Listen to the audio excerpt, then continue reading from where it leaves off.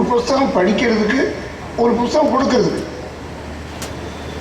நம்ம சொந்தக்காரங்க, நண்பர்கள், தெரிஞ்சவங்க அவங்களுக்கெல்லாம் ஒரு புஸ்தகம் கொடுக்கலாம், நாம் ஒரு புஸ்தகம் படிக்கலாம். அதனால் இந்த கருத்துக்கள் பரவும், மக்களிடையே விழிப்புணர்வு ஏற்படும். இந்த புஸ்தகத்தை ஒவ்வொருத்தரும் ஒரு 10-20 காப்பியாவது வாங்கி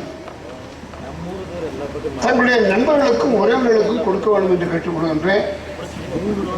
அந்த புத்தகத்தை மக்கள்கிட்ட கொண்டு போய் சில நண்பர்கள் கொடுத்து கொண்டே வருவாங்க. அவங்கள்ட்ட நாம் வாங்கி நாம் நண்பர்களுக்கும் உறவினர்களுக்கும் கொடுப்போம். ஒன்று. ரெண்டாவது, அவங்க கொடுக்கலன்னா நாம் போய் அவங்கள்ட்ட கொடுப்போம். நாம் போய் அவங்கள்ட்ட கேட்டு வாங்குவோம். இந்த வருண பகவானுக்கு நன்றி. இந்த பக்கம் ரொம்ப காஞ்சி போயிருக்கு. இங்கே மழை வரணுங்கிறதுக்காக வந்திருக்காரு. கொஞ்சம் ஒரு அரை மணி நேரம் கழிச்சு வந்தாருன்னா நன்றியாக இருக்கும், சந்தோஷப்படுவோம்னு சொல்லி அவருக்கு நன்றி தெரிவிச்சுக்கிறேன்.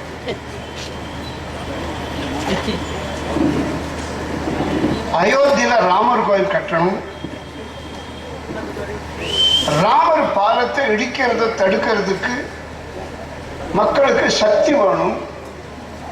அந்த சக்தி கிடைக்கணுங்கிறதுக்காக ஸ்ரீராம ஜெயராம ஜெய ஜெயராமங்கிற மந்திரத்தை 1000 கோடி ஜெபம் பண்ணினால் நடக்கும் சொல்லி பல துறவிகள், அடியார்கள் எல்லாம் முடிவு பண்ணியிருக்காங்க. அதுக்காக ஒரு CD கொண்டு வந்திருக்கேன். 20 ரூபா இந்த CD. இது யார் வேணும்னாலும் வாங்கிக்கலாம்.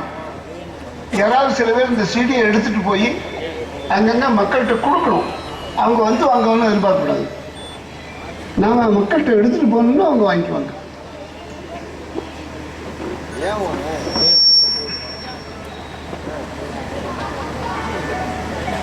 ஒரு தகவலை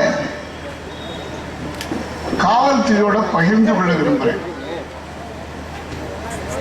விரைவிலேயே கோயம்புத்தூர்லையும் சென்னையிலையும் குண்டு வெடிக்கிறதுக்கான முயற்சி நடக்குது. பயங்கரவாதிகள் அதில் ஈடுபட இருக்காங்கன்னு சொல்லி ஒரு தகவல் வந்திருக்கு. எங்களுக்கு ஒண்ணுமே தெரியாதே நாளைக்கு சொல்லக்கூடாது.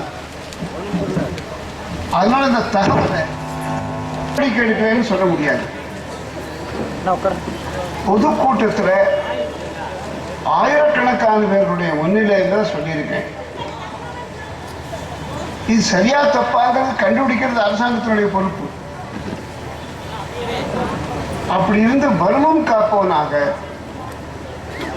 எங்கெங்க யார் யார் இருக்காங்கிற பேரெல்லாம் அரசாங்கத்துக்கு தெரியும், எனக்கும் தெரியும். அவர்களை செயல்படுறதுக்கு முன்னால தடுத்து நிறுத்தி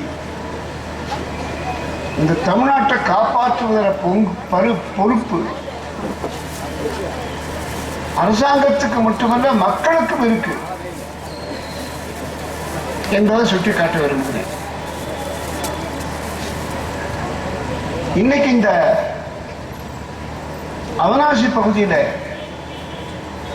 ஒரு நல்ல இளைஞர் குழு வேலை செய்து ஒரு அருமையான மாநாட்டை கூட்டியிருக்கோம்.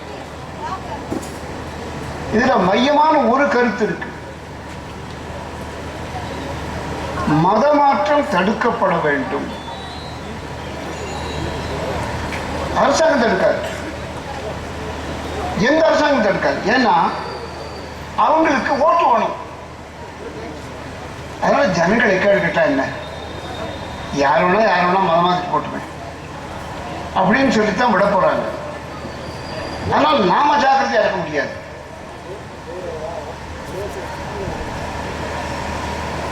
ஒரு தப்பான கருத்து இருக்கு. மதமாறுறவங்கள அதிகமான பேர்கள்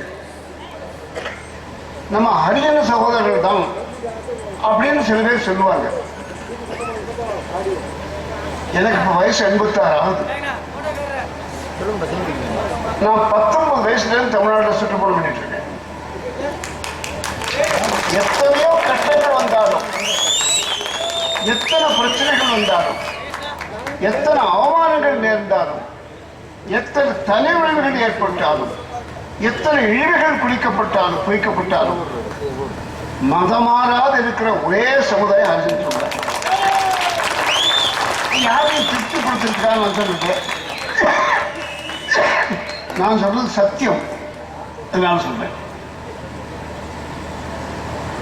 இந்த கூட்டத்துக்கு இந்த பகுதியில் ஹிந்தி மொழி பேசுகின்ற சகோதரர்கள் அதிகமான பேர் வந்திருக்கிறாங்க. उन सब लोगों को मेरा धन्यवाद और आशीष है.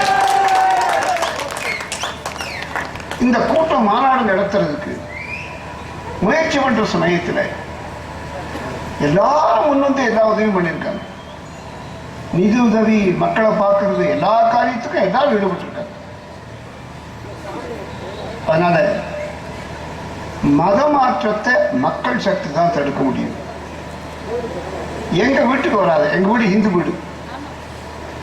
எங்க தெருவுக்கு வராது, எங்க தெரு இந்து தெரு. இது இந்து தெருவு, இந்து வீடு.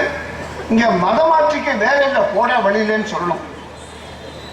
தமிழ்நாட்டில் பல கிராமங்கள் அப்படி பண்ணியிருக்காங்க, பஞ்சாயத்து தீர்மானம் போட்டிருக்காங்க. எங்க ஊர்ல யாரும் மதம் மாற்ற முடியாதுன்னு சொல்லி. அதுபோல நம்ம ஊர்ல நம்ம பஞ்சாயத்துல நம்ம தெரு கமிட்டியில் அப்படி தீர்மானம் போட்டு மத மாற்றிகளுக்கும் நாய்களுக்கும் அனுமதி கிடையாது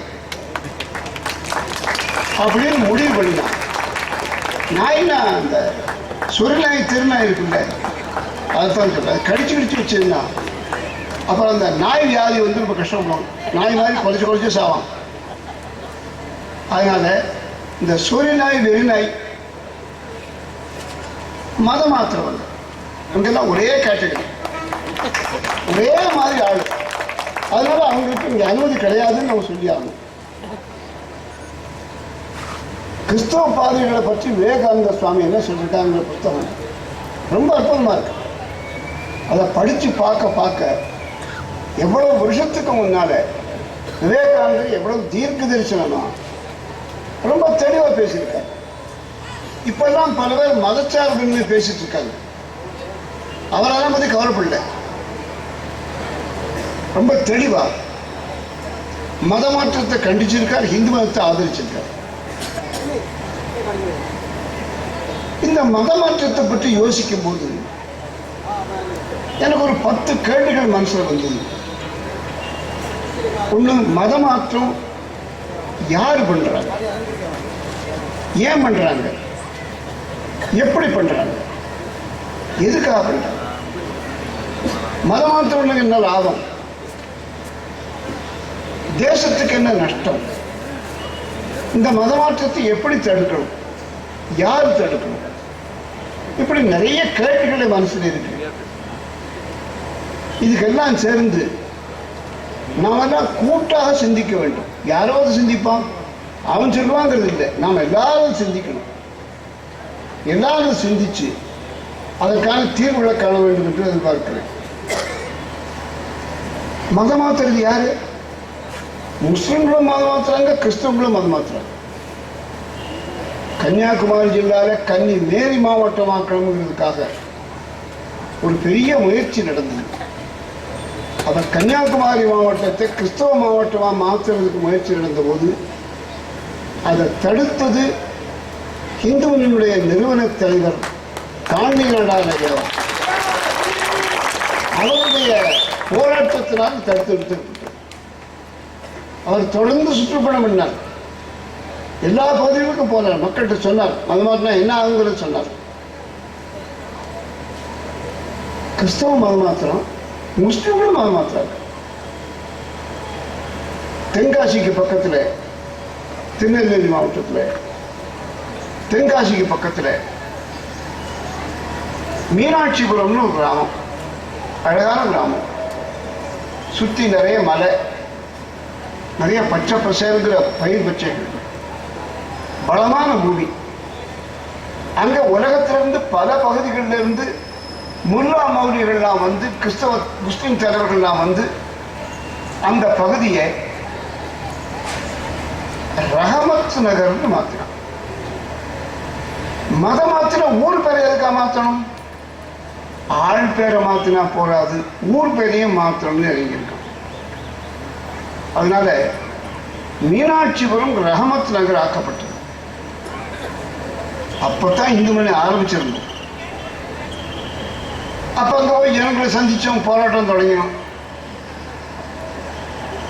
கிட்டத்தட்ட 1000 பேரை மதம் மாத்தினோம். அதில் 990 பேருக்கு திரும்பி வந்துட்டாங்க, 10 பேர் ஓடி போயிட்டாங்க. அதனால மத மாற்றத்தை தடுத்து நிறுத்த முடியும், மக்கள் சக்தி நிறுத்தும். வேற யாரும் என்ன பண்ண மாட்டாங்க. மத மாற்றத்துக்கு அடிப்படை காரணம் தீண்டாமை. அந்த தீண்டாமையை வேறுடைய மண்ணும் இல்லாமல் நாம் ஒழித்தோம்னா மத மாற்றத்தை தடுக்க முடியும். எதுக்காக நம்ம வீட்டுக்குள்ள வரக்கூடாது? யார் வரக்கூடாது? எங்க வீட்டுக்குள்ள எல்லாரும் வரலாம், எல்லா இந்துக்களும் வரலாம். எங்க வீடு எல்லாருக்கும் வரவேற்பு கொடுக்கக்கூடிய வீடு அப்படின்னு ஒவ்வொரு வீட்லையும் குடும்பத்தில் உட்கார்ந்து முடிவு பண்ணலாம். ஆம்பளைகள் பேசுவாங்க, சில பழங்காலத்து தாய்மார்கள் கூடாதுன்னா அவர்கள்ட்ட உட்கார்ந்து விளக்க சொல்லணும். மதமாற்றம் நடந்ததுன்னா இந்த நாட்டே எப்படி இழக்க போறோம் என்ற விஷயங்கள்லாம் அவருக்கு சொன்னோம்னா அவங்க கண்டிப்பா புரிஞ்சுக்குவாங்க. மதமாற்றத்தை யார் பண்றாங்க?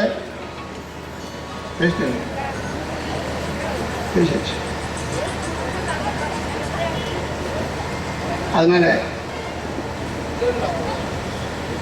யார் மதம் மாத்துறாங்க?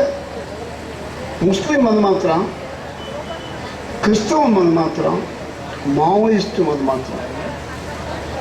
முஸ்லிம் கிறிஸ்தவ மதம் மாத்திரம் தெரியும். மாவோயிஸ்ட் என்ன அர்த்தம்? மாவோயிஸ்ட்னா இந்த நாட்டை சீனாவுக்கு அடிமைப்படுத்துறதுக்காக உள்ள கோஷ்டி. 4 நாளைக்கு முன்னால் ஒரு ரயிலை கவுத்து அது இருந்தவங்க எல்லாம் சுற்றி வீழ்த்தினாங்களே இந்த கொலைகார கும்பல் தாங்க.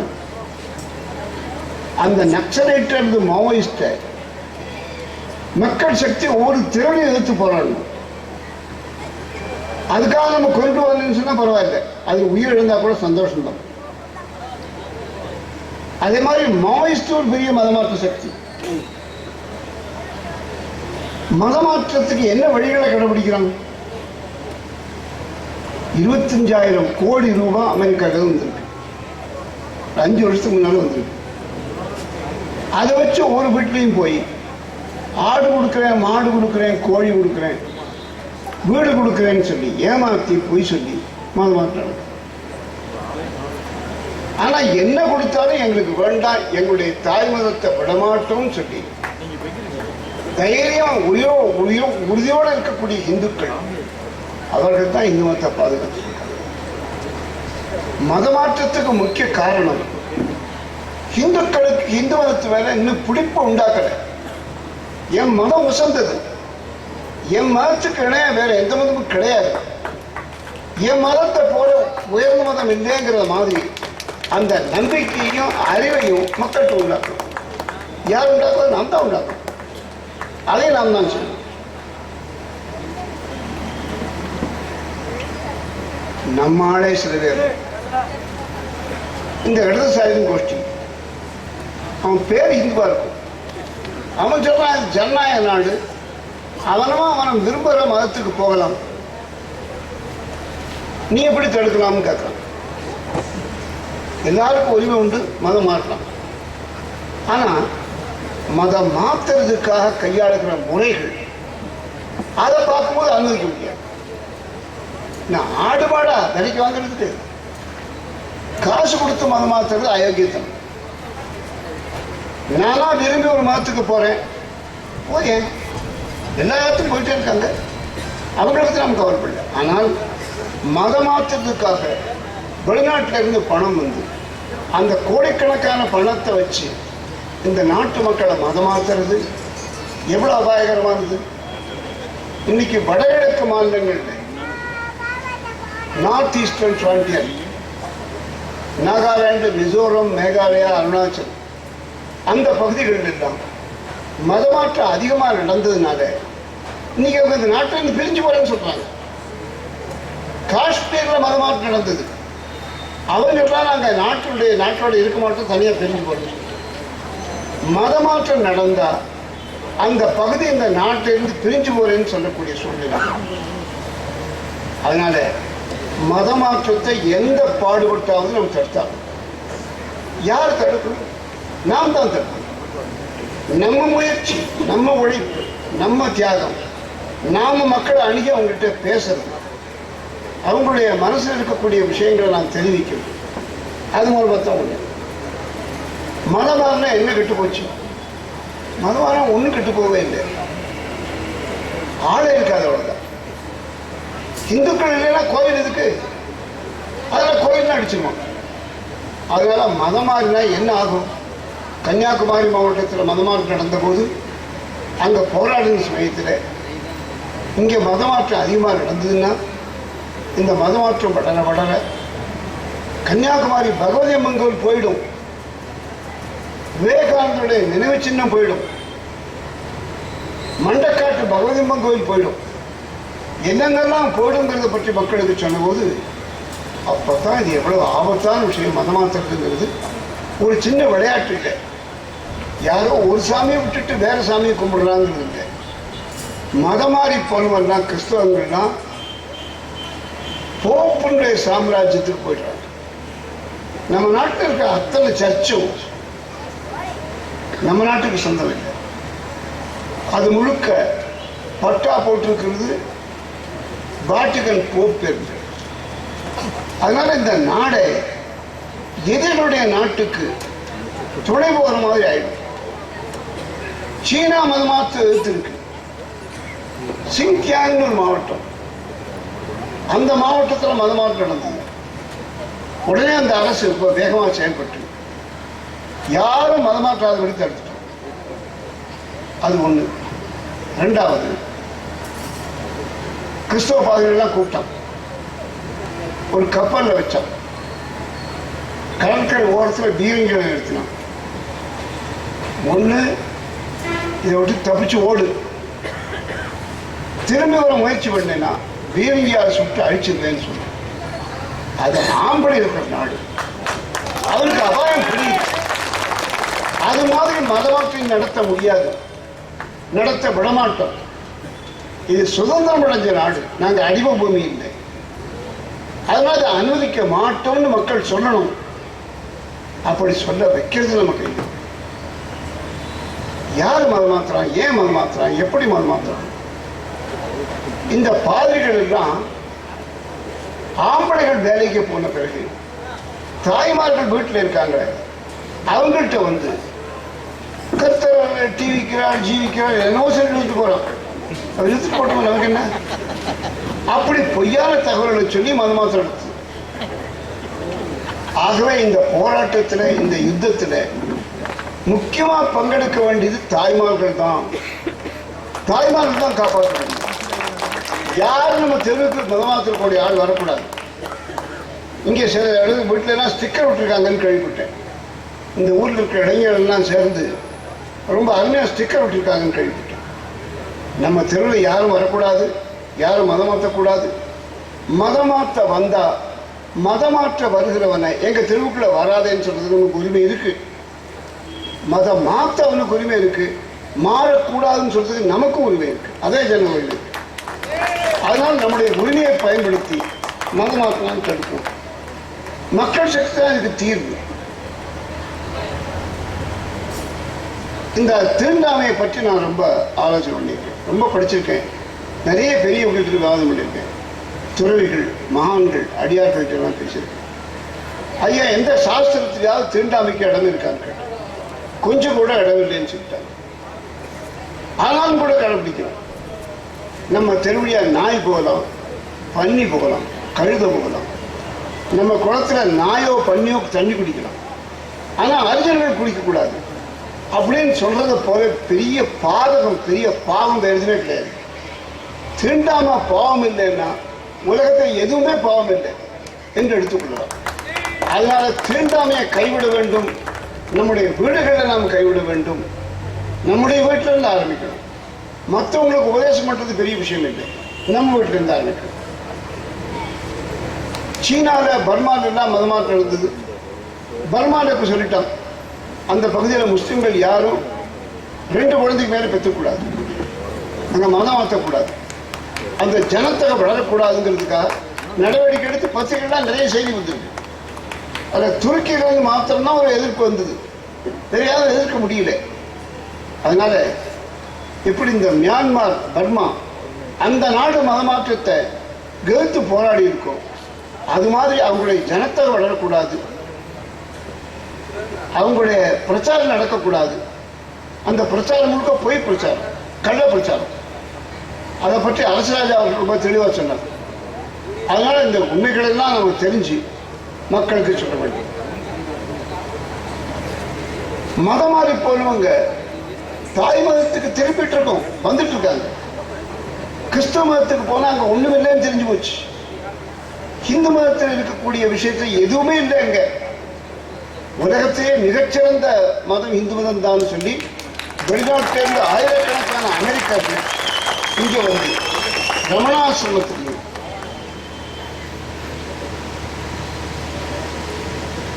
மேல்மருவத்தூர் ஆசிரமத்திலையும் மாதா அமிர்தானந்தமய ஆசிரமத்திலையும் அங்கே இங்க வந்து அவங்க இந்துக்கள் ஆயிட்டு இருக்காங்க, இந்து மதத்தை பின்பற்றுறாங்க, இந்து வாழ்க்கை வாழ்றாங்க. அவன் கிறிஸ்தவ மதம் வெறும் குப்பைன்னு சொல்லிட்டு இங்க வந்துட்டு இருக்கான். நம்ம இவன் ஏமாத்தி கிறிஸ்தவ மதம் தான் உலகத்தை ஒசுந்துன்னு காட்டுறதுக்கு அவனுக்கு எப்படி தைரியம் வந்தது? நாம ஏமாளி கோமாளி, நமக்கு சமுதாய பொறுப்புணர்ச்சி கிடையாது என்ற தைரியம் தான் நாம என்ன வேணா பண்ணலாம்னு தோணும். தாய் மதத்துக்கு நிறைய பேர் வந்துட்டு இருக்காங்க. ஒவ்வொரு மாசமும் பல பேர்கள் கிறிஸ்தவ மதத்துக்கு போனவங்க, முஸ்லிம் மதத்துக்கு போனவங்க திரும்பி வந்துட்டு இருக்காங்க. ஆனால் அந்த வேகத்தை அதிகப்படுத்தும். அதில் முக்கியமாக நாம் கடைபிடிக்க வேண்டியது குலதெய்வ வழிபாடு. எல்லாருக்கும் குலதெய்வம் இருக்கு. அந்த குலதெய்வத்தை விட்டா, அந்த குலதெய்வத்தை மறந்தா, அந்த குலதெய்வத்தை கைவிட்டதுனால வரக்கூடிய பாவகங்கள், மகா பாவங்கள், அதெல்லாம் அந்த குடும்பத்தை கெடுத்திருக்கிற எண்ணம் அவங்களுக்கு வருதுன்னா அவங்க மாட்டாங்க. இதுக்கு மக்கள் சக்தி தீர்வு. நாம் மக்களை எஜுகேட் பண்ணணும், எல்லாருக்கும் விஷயம் சொல்லணும். 2வது, விவேகானந்த சுவாமி ஒரு நாள் வெளிநாட்டில் இருந்தபோது வெளியில் போயிட்டு திரும்பி வந்தார். அப்படியே பாட்டு பாட்டே வந்தார். அங்கே ஒரு வயசான அம்மா, அந்த அம்மா ஒரு பாட்டு பாட்டே வந்தோடனே, என்ன சாமி நீங்கள் ரொம்ப குஷியாக இருக்கீங்க? ஆமாம் குஷியாக தான் இருக்கேன். ஏன் குஷியாக இருக்கீங்க, என்ன காரணம்னு கேட்டாங்க. அதுக்கு அந்த அம்மா ஒரு கிண்டல் ஒரு கேள்வி கேட்டாங்க. நீங்கள் ஏதாவது பெண்ணை காதலிக்கிறீங்களான்னு கேட்டாங்க. அந்த நாட்டில் அதான் குஷியான விஷயம், ஒரு பெண்ணை காதலிக்கிறது தான் சந்தோஷமான விஷயம். இவர் சொன்னார், நான் சன்னியாசி, துறவின்னா என்ன, அவங்களுக்கு என்னெல்லாம் விதிக்கப்பட்டிருக்கு அதெல்லாம் பற்றி சொல்லி, இந்த இதெல்லாம் எங்களுக்கு தேவையில்லை, நாங்கள் பேரின்பத்துக்காக வேலை செய்யணும், சிற்றின்பத்தை பற்றி கவலைப்படுறது எங்களுக்கு சொன்னார். இதெல்லாம் சொன்னப்பறம் பல பேருக்கு புரிஞ்சுது. அதனால அவர் சொன்னார், நான் ஏன் சந்தோஷப்படுறேன் தெரியுமா, எங்கள் நாட்டுக்கு ஒரு சாவி கிடைச்சிருக்குங்க. என்ன சாவின்னு கேட்டாங்க. எங்கள் நாட்டில் இந்துக்களை சமுதாய ரீதியாக ஒத்துவப்படுத்தணும். இன்னைக்கு தனித்தனியாக பிரிஞ்சு கிடக்கு, ஜாதி வாரியா பிரிஞ்சிருக்கோம், எல்லா விதத்தையும் பிரிஞ்சு கிடக்கும். அதனால இந்துக்களை ஒற்றுமைப்படுத்தணும், குடும்பத்தை வழி ஒற்றுமைப்படுத்தணும். அந்த இந்துக்களை ஒற்றுமைப்படுத்துகிற வேலையை தான் இந்து முன்னணி செய்யுது. அதனால எல்லா தெருவிலையும் இந்து முன்னணி கமிட்டி இருக்கணும், கூட்டு வழிபாடும் பார வழிபாடும் நடத்தணும். அப்படி நாம் செய்து கொண்டே வர வர இந்து சமுதாயத்தில் ஒரு ஒருமைப்பாடு ஏற்பட்டு நம்முடைய அடிப்படை ஒற்றுமையை தெரிந்து கொள்வோம். அதன் மூலமாக சமுதாயத்தில் பெரிய மறுமலர்ச்சியை ஏற்படுத்த முடியும் என்று உறுதியாக நம்புகிறோம். நமக்கு நல்ல வருங்காலம் இருக்கிறது, நல்ல வருங்காலத்துக்கான அறிகுறிகள் தென்படுகின்றன, மக்கள்கிட்ட விழிப்புணர்ச்சி வந்திருக்கு. மறுபடியும் நான் ஞாபகப்படுத்துகிறேன், தமிழ்நாட்டில் சில இடங்களில் குண்டு வெடிக்கிறதுக்கான ஏற்பாடுகள் நடந்துட்டு இருக்கு என்ற தகவல் எனக்கு கிடைச்சிருக்கு. அது உண்மையா பொய்யாங்கிறத கண்டுபிடிச்சு அப்படி ஒரு அசம்பாவிதம் தமிழ்நாட்டில் நடக்காதபடி தடுக்கிறது காவல்துறைக்கும் அரசாங்கத்துக்கும் பொறுப்பு. எங்களுக்கு தெரியாத நாங்கள் ஒன்றும் எதிர்பார்க்கல அப்படின்னு சொன்னால் அது அவங்க ஏமாத்திக்கிறது தான். நான் முதல்ல குறிப்பிட்ட மாதிரி யார்கிட்டயா டெலிஃபோனில் பேசினாலும் அல்லது தபால் எழுதி போட்டாலும் அவங்க அதை எடுத்து அடியில் மறைச்சி வச்சுருப்பாங்க. ஏன்னா இந்த குண்டு வைக்கிற சக்திக்கு ஆதரவானவர்கள் எல்லா இடத்துலையும் இருக்காங்க. அதனால் தடுக்க முடியும். அதற்கு பதிலாக உங்கள்கிட்ட மக்கள்கிட்ட சொல்லிட்டாங்க, நீங்கள் விழிப்புணர்ச்சியோட கண்காணிக்கிறது தெரிஞ்சதுன்னா இது எல்லாருக்கும் தெரிஞ்சு போச்சு, ரகசியம் இல்லை. நான் இன்னைக்கு இதை பற்றி நடவடிக்கை எடுக்காதிருந்து நாளைக்கு அசம்பாவிதம் நடந்ததுன்னா இன்னைக்கு இருக்கிற அரசு அதிகாரிகள், காவல்துறை அதிகாரிகள் தான் பொறுப்பு என்பது நிரூபணமாயிடும். அதனால எல்லாரும் எச்சரிக்கையாக இருக்கணும். அது நடக்கவேன்றதுலாம் சந்தோஷம் தான். நான் ஒரு காரியம் எதிர்பார்க்கிறேன், எனக்கு சில தகவல் கிடைக்கிது, அந்த தகவல் தப்புன்னு ஆகிட்டு நான் சந்தோஷப்பட்டேன். உதாரணமாக கோயம்புத்தூரில் குண்டு வெடிச்சது. அந்த குண்டு வெடிக்கிறதுக்கு முன்னால் நான் கோயம்புத்தூரில் ஒரு வாரம் தங்கியிருந்தேன், வேறு வேலையாக தங்கியிருந்த பிறகு அந்த பத்திரிகையாளர் கூட்டத்தில் பத்திரிகையாளர் சந்திக்க வந்தாங்க. அப்போ சொன்னேன், இந்த ஊரில் குண்டு வெடிக்க போகுதுன்னு சொன்னேன். எப்படி சொல்கிறீங்கன்னு கேட்டேன். எனக்கு தகவல் கிடைச்சிது. எப்படி கிடைச்சி சொல்ல மாட்டேன், ஏன்னா அவங்கள போய் போலீஸ்காரன் அழிச்சு கொண்டுவோம். அதனால அதை சொல்ல மாட்டேன். ஆனால் நடக்குதுன்னு தெரிஞ்சுட்டு நடவடிக்கை எடுன்னு சொல்கிறேன். இன்றைக்கி நம்ம தீர்மானம் போட்டிருக்கோமே, அது அந்த கோயம்புத்தூர் இந்த கரும்பு கடை இந்த மாதிரி பல பகுதிகள் போட்டுட்டாங்க, உக்கடம். அதெல்லாம் இந்த பயங்கரவாதிகளுடைய கோட்டையாக இருக்குது. இன்றைக்கும் அந்த பல விதமான நடவடிக்கைகள் நடந்துட்டு தான் இருக்குது. அங்கே யாரும் வெளியிலேருந்து போகிறதில்லை, அதை ஆராய்ச்சி பண்ணி பார்க்கறதில்லை, பல விஷயங்கள் நடந்துட்டு தான் இருக்குது. அதனால் அந்த பகுதிகளில் இருக்கிறவங்க எங்கே இருந்தாலும், அவங்களுடைய சொந்தக்காரங்க எங்கெங்கெல்லாம் இருந்தாலும் அவ்வளோ பேர்களையும் கண்காணிச்சாகணும். மறுபடியும் தமிழ்நாடு இன்னொரு குண்டுவெடிப்பை தாங்காது. கோயம்புத்தூர் ஆகட்டும், சென்னை ஆகட்டும், 2 இடங்கள்லையும் இவங்க எதிர்பாராத இடங்களில் குண்டு வெடிக்கும். எங்கே எதிர்பார்க்காத இருக்காங்களோ அந்த இடத்துல குண்டு வெடிக்கிறது வாய்ப்பு இருக்குது என்று கூறி, இந்த கூட்டத்துக்கு எல்லா விதமான உதவிகளையும் செய்து இப்படி பல்லாயிரக்கணக்கான பேர்கள் திரண்டு வந்திருக்கிறது. அதுவும் குறிப்பாக எல்லா பகுதிகளிலையும் வந்திருக்கிறது. நமக்கு ஒரு பெரிய மக்களுக்கு கிடைச்சிருக்க பெரிய வெற்றி. अपने भाई बंधु जो हिंदी ही जानते हैं, तमिल नहीं जानते, ऐसे लोग कई हैं इधर, उन लोगों का मेरा धन्यवाद है और आशीष है। एक कहकर मैं समाप्त करता हूँ। धन्यवाद, नमस्कार।